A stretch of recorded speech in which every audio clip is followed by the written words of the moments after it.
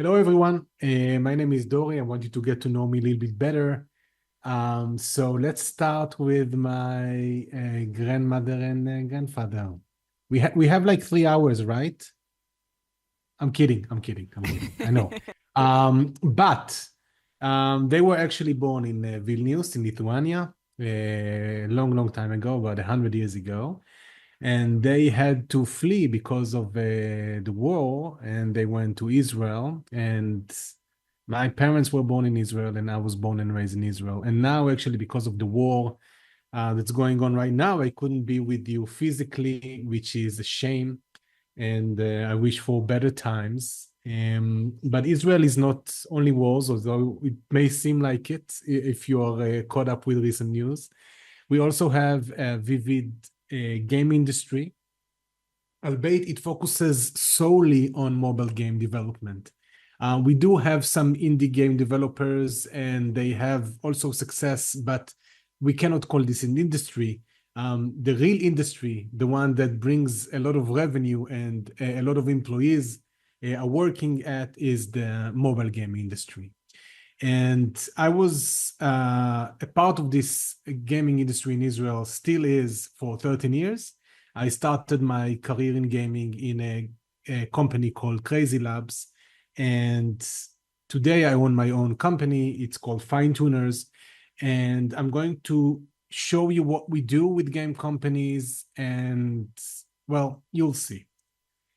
Basically, we fine-tune models and we build creative tools for our teams to use. And just to be on the same page, everyone, I want to explain just a little bit about model training and a little bit about creative tools before I jump into the agenda.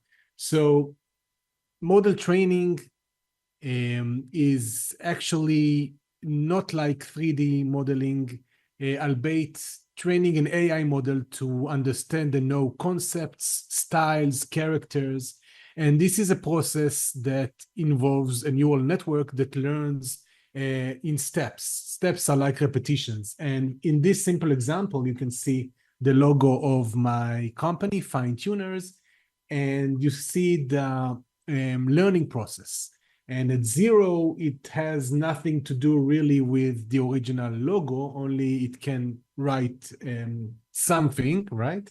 But as the neural network learns the concept and deepens its learning, you can see that by step 3000, it already has a good grasp of what the logo is. And after 5,500 steps, it's more or less in the same caliber. So training a logo is one thing. Training models for game companies to use is a different thing. This is actually much more complicated because we are measured by the pixel, and we need to show that we can provide art that looks like the original, maybe better the original, but not less than the original. And everything is very much pixel perfect. So this is one thing that my company does. We train AI models, and there are plenty of solutions to do that automatically and fast. However, we take a few good days for each model because there are a lot of testing involved, and I'll show you in a bit. The second thing is that we build creative tools and automation tools for the R teams to use. And we use Comfy UI for that. Comfy UI is a node-based AI software, or UI for AI software, that allows us to create complex automations and complex generations. And on top of that, we can wrap everything up in a nice UI, so designers won't see nodes. They will only need to, type a prompt or whatever it is they have to do and get a good result. So this is what we do, and this is the agenda for today. So first, I'm going to show you workflows and use cases. The first workflow is non-game related, but all the others are game related. These are real workflows that I was allowed to share with you, things that we do for game companies. And then we're going to discuss integration, and in 2 levels, the legal issues that arise from using AI and what can be done to minimize exposure, and also the artists and their issues. How do they work with AI, and do they see it as a threat or something else? And we'll finish with thoughts for the future and questions from you if you will have any. All right, so let's begin. So the first use case is our cherry picking machine.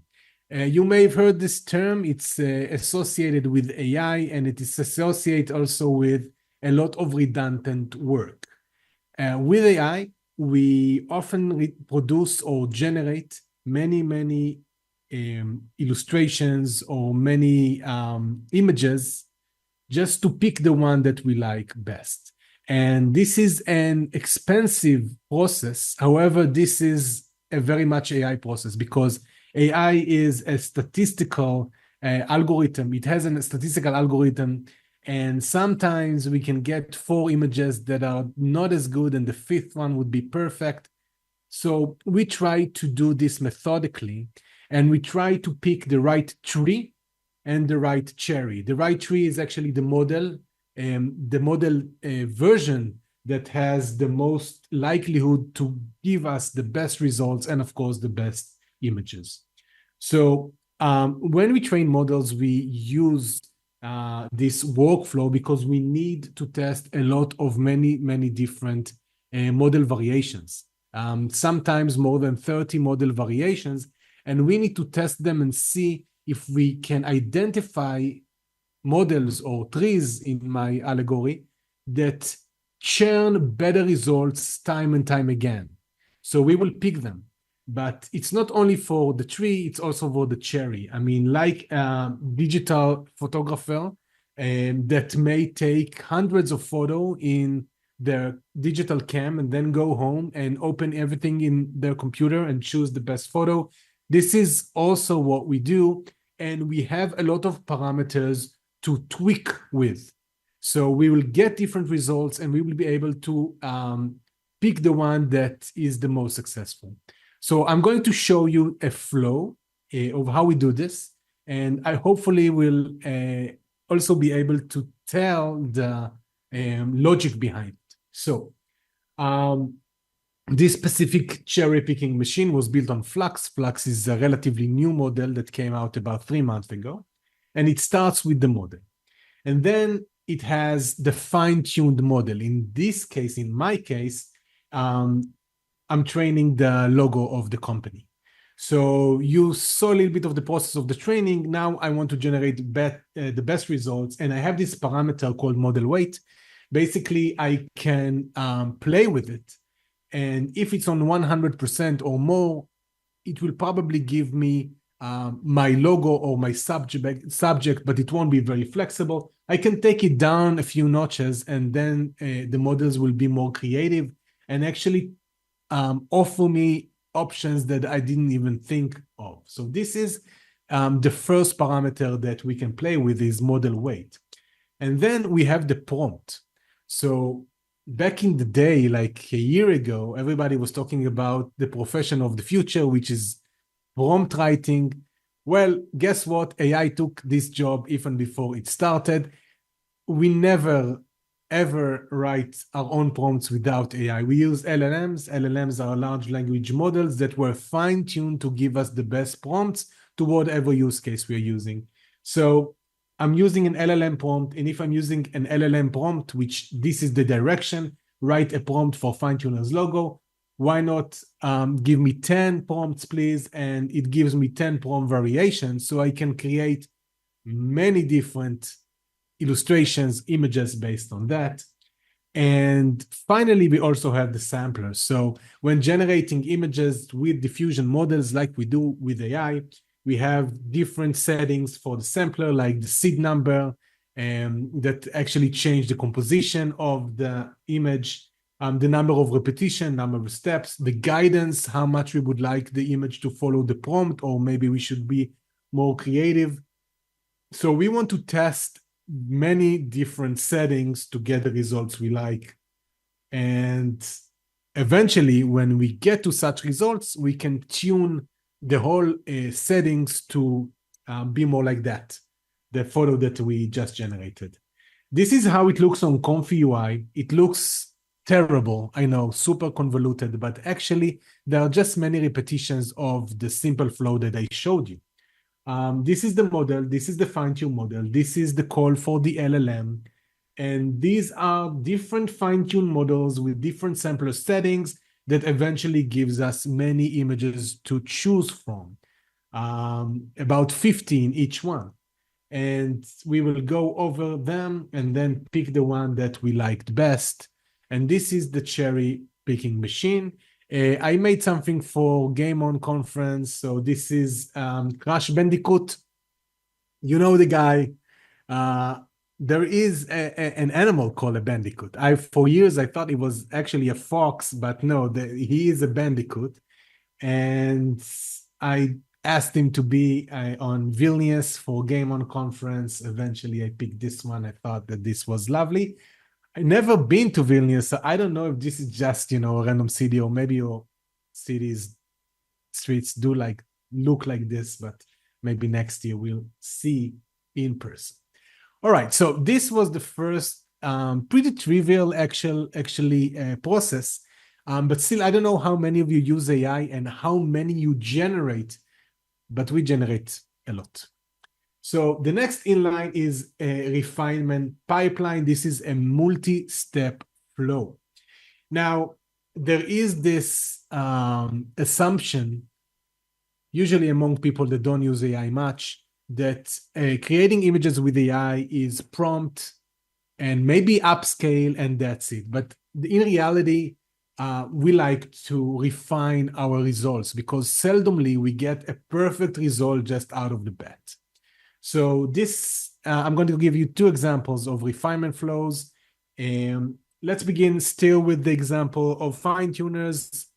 So let's say that I want to put an image on the website and I want it to look like we actually had a huge booth in the conference. So the problem is that the logo is not that good. I mean, the overall setting is great, but the logo is not that good. So it's pretty easy to mask it and then ask the model to fill it in, and it makes the logo as intended. So this is good, but this is not the only problem in this image, because also the text here is in gibberish. The reason that it is in gibberish is that these screens don't have enough pixels to show accurate text. So we use the same technique and we mask the screens and we tell AI what we want written inside, and here it is. But there are more problems in this image, and specifically these faces. So it's the same issue. I mean, when AI generates an image, let's say it's 1024 by 1024, in this case, it's actually a little bit wider, but this is the range. The faces inside are super small. They're like 50 pixels only. So they needed to be upscaled and retouched and then injected back into the image. And this is what we are doing with the automatic fix face. First, it's analyzing and identifies all the faces. Then it extracts them, upscales them, add pixels, and bring them back to the image.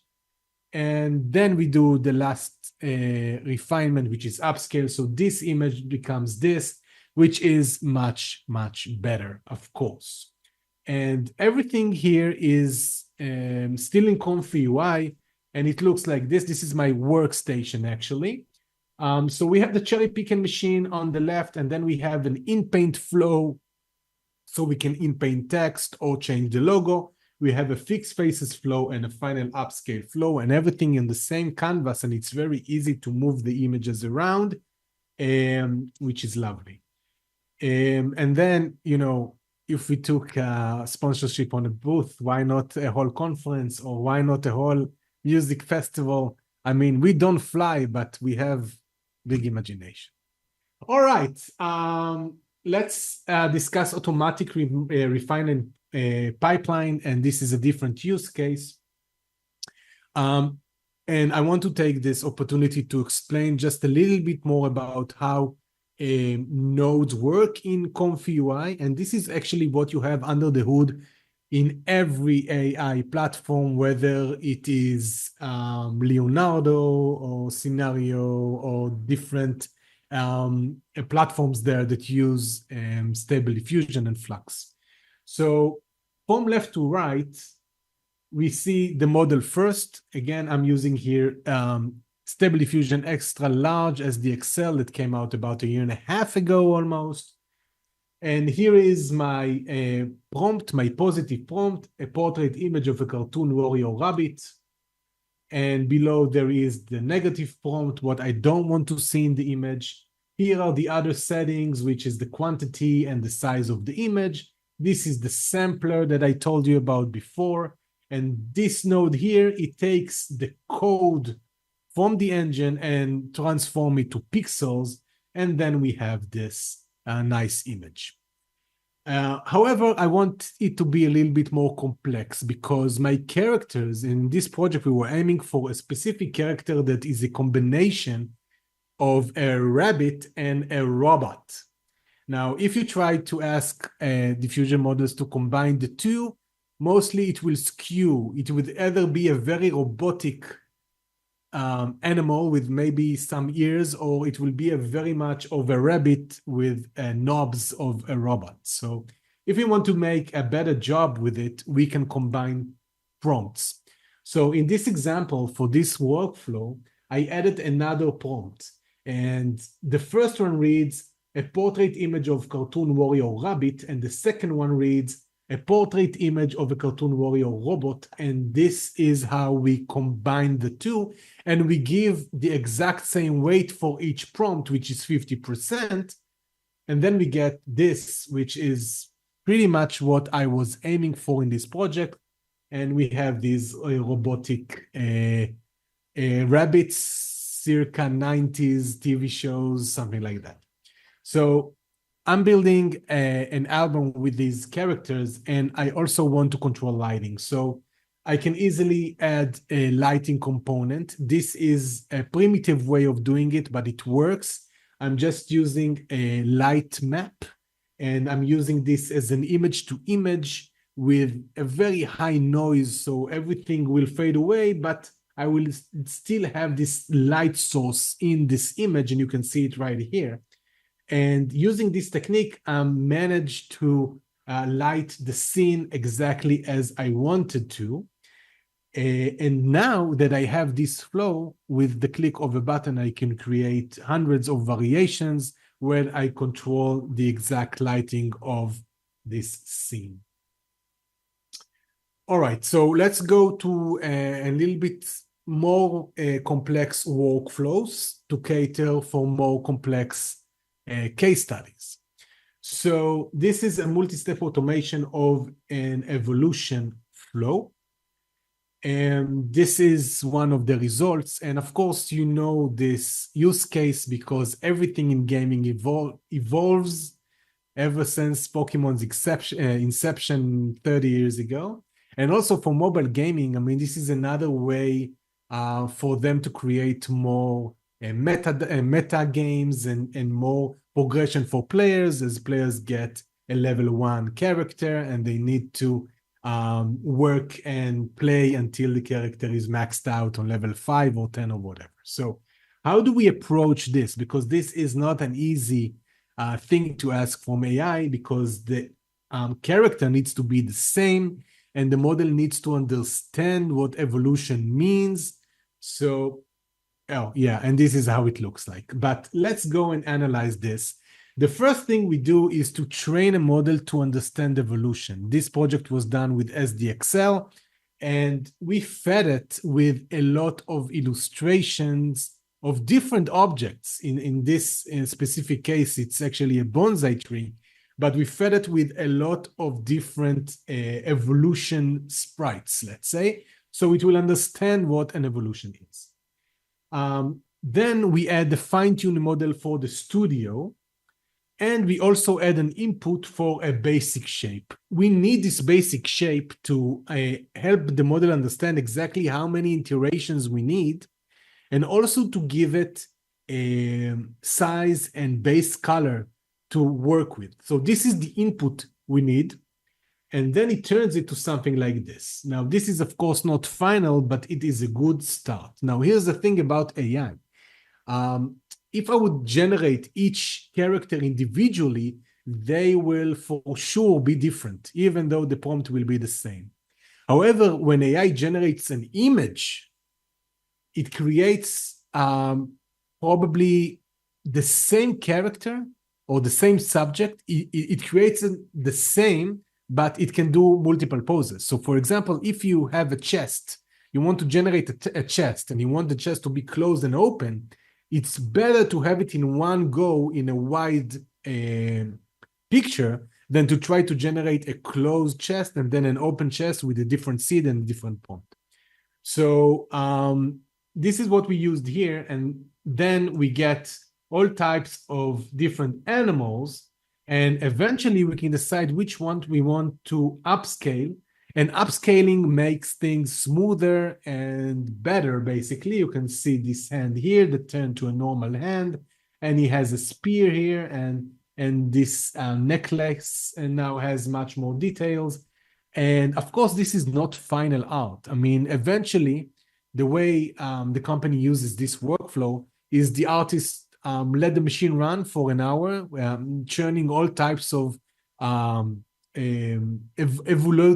evolution animal, and then he will choose which one he want to upscale, and he will get it to this level of detail, and then he will go to Photoshop probably and overpaint and make this exactly as he or she sees in their minds, and then it's ready for the game.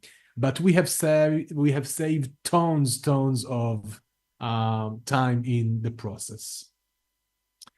Let's discuss compositing automations. This is for very specific tasks that we can automate.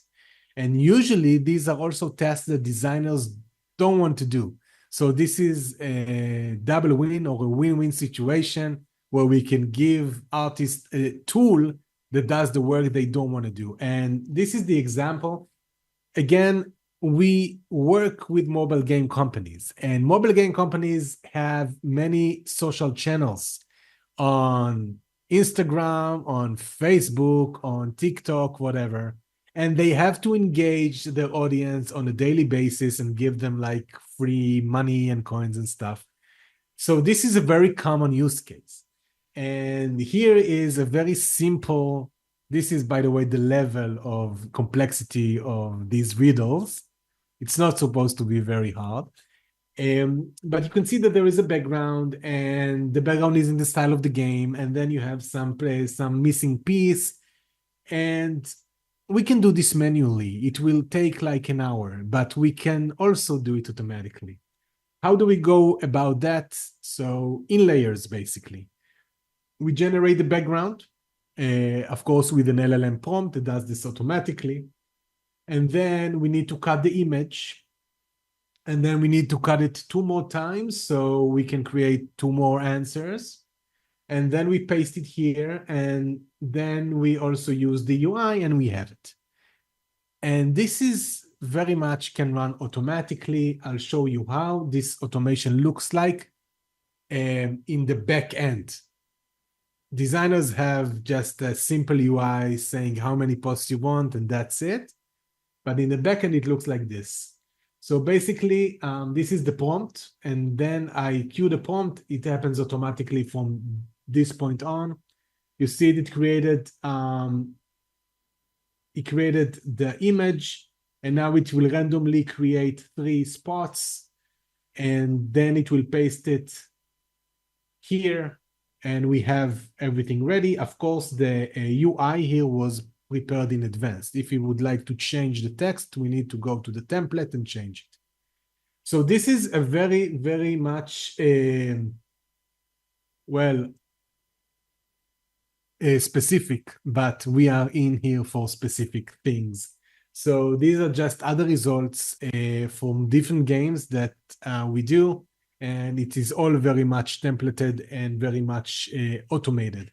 Now, of course, with automatic processes like this, you don't score every image. And some of them will be off. But as you already know, we generate a lot. So we generate multiple 4 or 5 than needed, and then for sure we have things that looks great. And even if we need eventually some manual fixing, this is really fine because the pace is very, very high. We can do the same for a live ops. I actually did this 2 hours ago.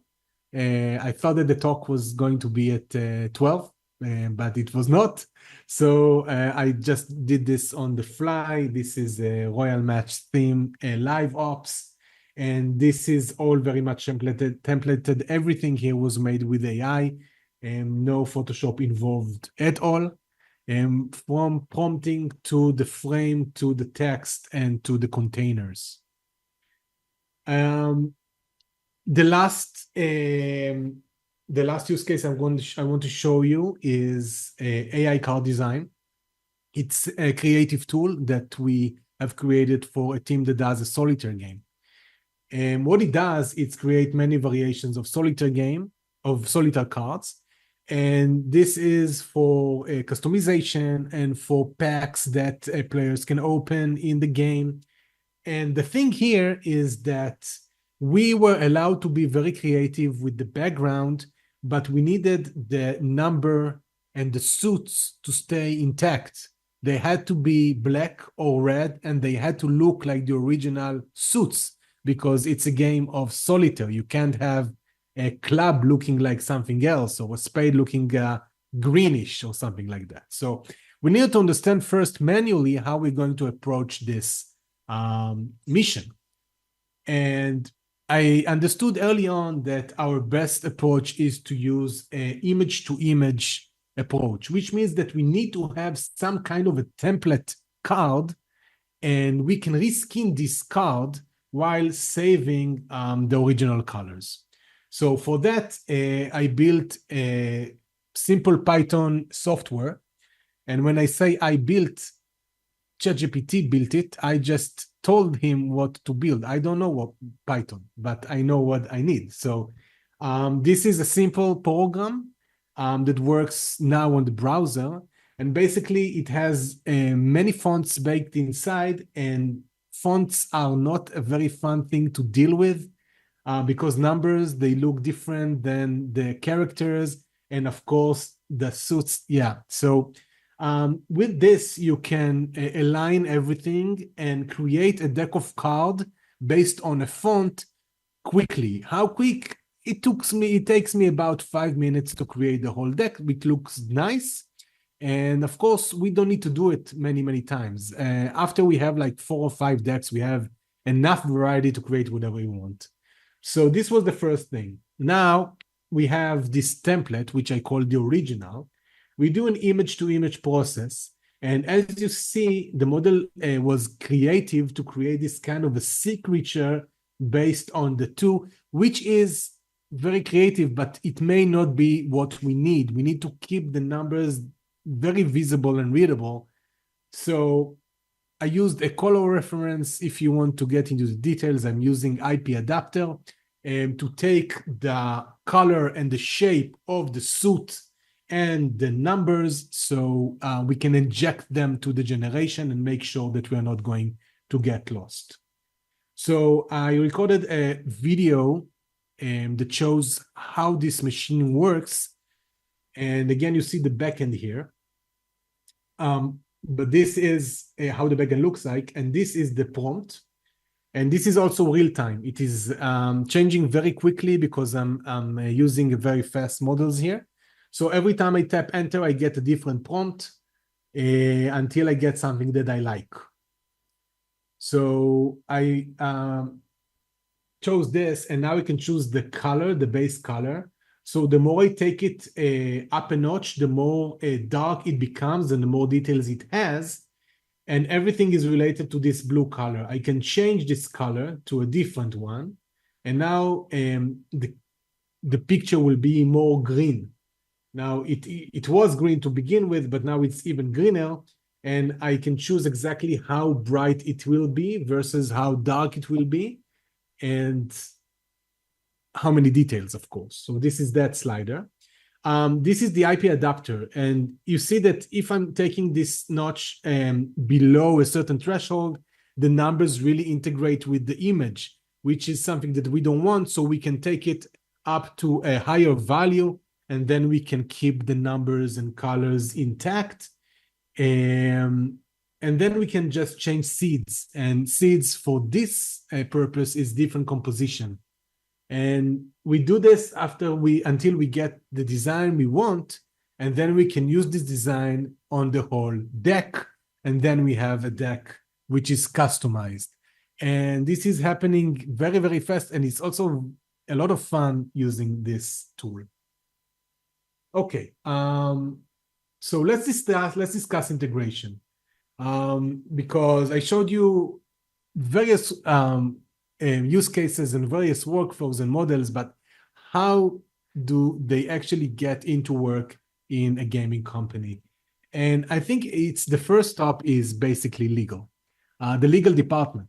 I mean, I'm sure you know, a lot of commotion, going around AI. And there are a few open lawsuits against Midjourney, against Stability AI, against GitHub, because basically what these folks did was to take a whole bunch of images, and by whole bunch, I mean like milliards of them, and fed it to their models, and now the models can create art. But basically, it's based on stolen art. So this is a problem. And lawyers of these companies, they're requested to give it a green light, but it's really hard for them to do it. So how do we approach even this thing? Well, first of all, we need to understand the difference between derivative work and transformative work. This will be the first step. Derivative work means that the generation we do is a complete derivative of some origin. For example, if you go to Midjourney and you ask for the Joker, you will get most likely Joaquin Phoenix, the most famous Joker of our times. And this is, of course, a violation of IP rights. This is a derivative work. However, a transformative work means usually two things. First, we are going to use our own IP, and for example, this is the Monopoly Man. And also, we need to show that artists took a big part in creating the image. It can be with sketching the image, or overpainting the image, or most likely both. Now, a common conception is that if I'm using my own art to train an AI model, I wouldn't have any problems further down the road because it's my own art. However, this is not accurate. When we train a model based on, 200 images, 300 images, it is still on the backbone of milliards of images from the base model that we are training on. If we train on Stability's AI SDXL, it has 2 million parameters inside. My 300 fine-tunes or 300 images that fine-tune the model, well, of course it has an impact. It does look like my style, but I cannot say that it came out of nowhere. It is very much on the backbone of that foundation model. So all the companies are now trying to minimize exposure by not allowing any IP references in prompt, by having artists sketch before and after, and they try to minimize exposure. We will get back to possibilities that you have legal-wise in a few slides, but also there is the artist, how the artists receive it, because this is quite a change, and it came like out of nowhere. I mean, 2.5 years ago, DALL-E 2 was introduced to the world. It wasn't very capable of creating accurate art, but it showed where things are going. And today, well, we have progressed very much. So These are the common things that we hear. I will be replaced. This is the fear that everybody has. It's too complicated for me. It doesn't do what I want. It's too random. And I used to be an artist and now I fixed AI artifacts. So I'm going to address these issues now one by one. So I will be replaced. Okay. Two things here. It may happen. I mean, when we work with companies, usually what they tell us is they want to stop rely on outsourced companies that does art for them. And they want to replace these outsourced company with internal design. So it's not true that designers will be replaced. Most companies we work with actually hire more designers because they now need to churn much more art because everybody is churning much more art. And they train these artists to use AI tools. But yes, I mean, if a process used to take 4 weeks with 4 designers, and now it takes 4 days with 1 designers, yeah, people are going to lose the job. And right now it's the outsource that takes the hit. Also, new companies that are now just coming, so they can be much smaller teams and generate much art as if they were big companies. So this is also something to take in mind, but to bear in mind. But really, I don't see the AI will fire us all just yet. Too complicated for me. It's hard for me to take this seriously, this argument. I mean, designers use Photoshop. It took me a few weeks ago about 15 minutes to create an arrow in Photoshop. I had to watch a tutorial, 10 minutes long tutorial that told me to go to custom shapes. But in custom shapes, I did not have arrows. I had to download a sketchy pack from the internet. And then I uploaded it to Photoshop, and eventually I had my arrow. It took me about 15 or 20 minutes. AI is not complicated. AI is sometimes random, which is a different problem. But if you can manage Photoshop, you can surely work with AI tools. And AI is random. It doesn't do what you want to do. Well, first of all, it is changing. AI models becoming very, very good these days. But also, if you know what you're doing and you know just a little bit about how AI works under the hood, you know why this happened. For example, this hilarious image happened because the designer tried to generate an image on 2K size. And because these models were trained on 1K side, they tried to fill every pixel with a subject, and that's what happened. The right approach would be to generate it in 1K and then upscale, but this is a different topic.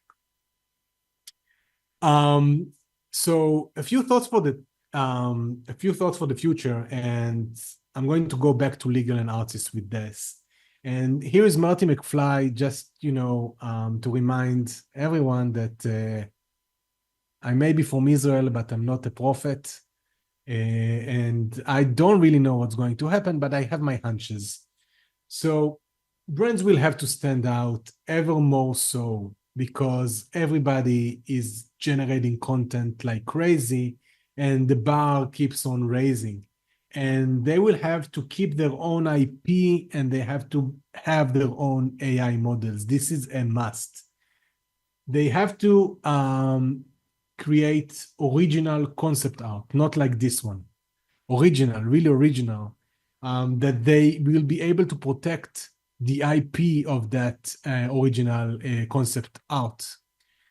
And then when they have it intact and they have the style guides intact, they will have to train their own models so they won't look like anyone else. Now, how do they do that? So I want to give you just a few options and examples that may also give us a glimpse to the future. So we have the open models like Flux and SDXL. And the problem is with both models that they do not disclose their data set. In other words, they don't tell us what they train their models on, and we have a problem there in terms of minimizing our risk, because we will never know. Maybe we think that is our characters, but it's actually someone else's, and we wouldn't know. And then we have Bria. Bria is the only company in the world right now that has an open model, meaning you can train different concepts on that model, but they do disclose their data set, and they actually pay royalties to the artist who contributed to that set. This also means that they have a smaller set than Stable Diffusion or Flux, but it is very much legal, and they give you this legal umbrella, meaning that if you create with Bria, you can be certain that you're not going to be sued or meet anyone in court regarding IP violation. And you also have the same idea with Firefly. And Firefly was just gotten integrated in Photoshop Beta, I think a few days ago, and it sees the direction. Eventually, even artists that don't want to use AI, they get it, whether if they want it or not want it in their platform, which is Photoshop. And Firefly model is pretty good. It will get better. The only thing is that you cannot train your own models on it yet. And if you cannot train your own models, I don't think it's relevant for game companies who want to have their own original IPs. I think maybe at some point along the way, they are going to do it, but until this time, it is not an option really, unless you want to create very generic stuff. Okay, we will still see a lot of automations. I mean, even if a company has a very unique IP and very unique art style, there are still many, many tasks like the social media feed that I showed you that require automatic AI pipelines. And this is definitely going to stay, and it's going to get even more commoditized as tools are getting better. Now, I showed you the workflow of creating an evolution of pets. And this is a case study it has about 9 months already, and it was done on Excel. And this image was generated with one prompt in Flux. I didn't have to do any automation or any of the other convoluted things I needed to do only 3 months ago. Now I can describe what I want to Flux, and it understands evolution, and I didn't even cherry pick it. This is like 1 out of 3 images that I created for this deck. So things are definitely getting simpler. It doesn't mean that artists won't have to adapt. I mean, there are many different opportunities now for artists. For the technical artists that like nodes and like to work with complex environments, they're going to be, and actually they are now, a very needed resource for a company.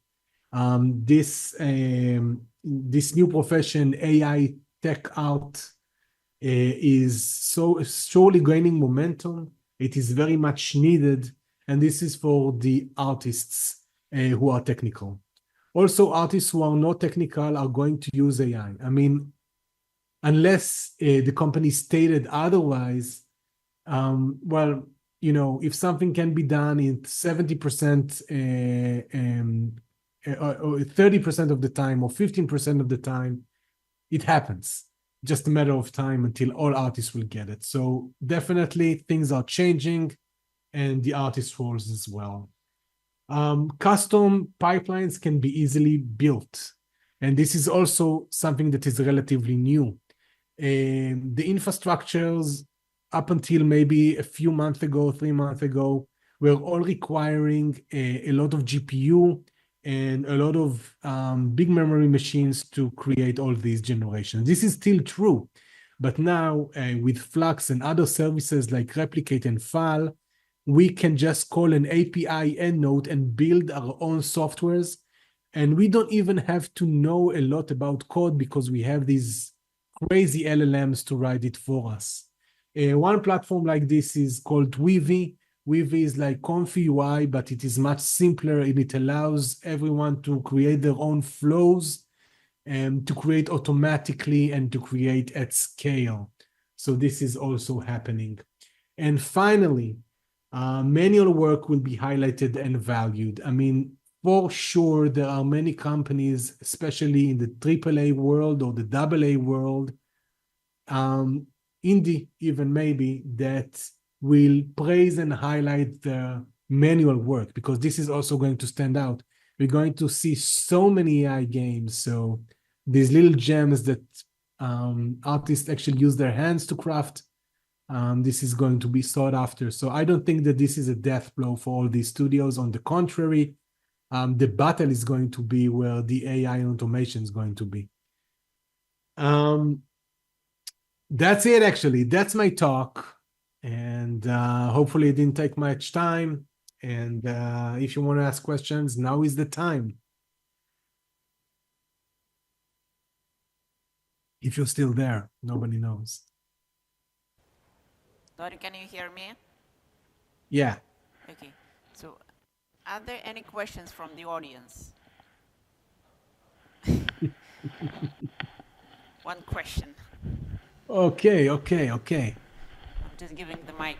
Yeah, I would have one question regarding the trends for the future. I realize that you are not a prophet, even though you are based in Israel, but nevertheless, looking at your business, for example, you mentioned that actually the internal design teams are growing. So the graphic designers are not being replaced by AI, but maybe it will be shifted towards, the in-house teams. What do you think? Yeah. I mean, in which direction it will be? Because it sounded a little bit like it is going to be a little bit dangerous for your business, that actually you may be losing your clients. And what do you think? What are your thoughts for the future? Maybe from the perspective of your own company. That's interesting. So my own company, yeah, we give services and we also give a platform for the company to use. Basically, when they use the platform and they shifted their ways of work to our platform and our models that actually they are their models, they are not likely to leave it soon because the impact is palpable. I mean, you really create much more. And then, and this is something that I see with all the companies we work with, which is about 20 companies on a regular basis. And we see the internal design team grow. We see because we give them more seats and we give them more trainings. And this is because they have to produce now more art. If a company, and I'm talking mobile here, was to release one album per quarter, like per season, like the autumn album. Now they're requested to create at least 12 a year, and this number is going to grow because everybody else is doing so. So I don't know. For the time being, it seems that it is growing, but we don't work with new companies. New companies that are not like Playtika, big, thousands of employees. I'm not sure that they will need us or will need a lot of designers because a savvy designer can create so much alone. So I don't know what's the future going to hold, only maybe, assumptions for the next year.